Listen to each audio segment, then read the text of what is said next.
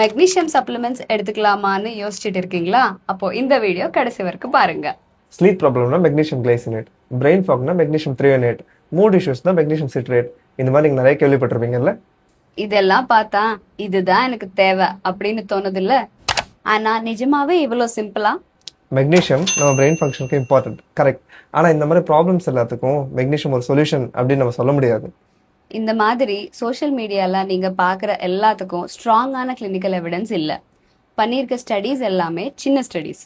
Majority ரிசர்ச்சில் குறைபாடு இருந்தவங்களுக்கு தான் மெக்னீஷியம் சப்ளிமெண்ட்ஸால் பெனிஃபிட் கிடைச்சிருக்கு.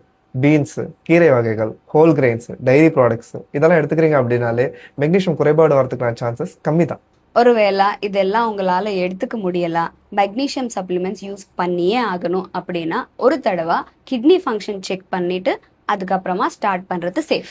உங்களுக்கு நிஜமாவே மெக்னீஷியம் டெஃபிஷியன்சி இருக்கு அப்படின்னா இந்த மெக்னீஷியம் சப்ளிமெண்ட்ஸ் ஹெல்ப்ஃபுல்லாக இருக்கும். ஆனால் உங்களோட ப்ராப்ளம்ஸ்க்கு ரியல் ரீசன் என்ன அப்படின்னு எவாலுவேட் பண்ணிக்கிறது தான் முக்கியம்.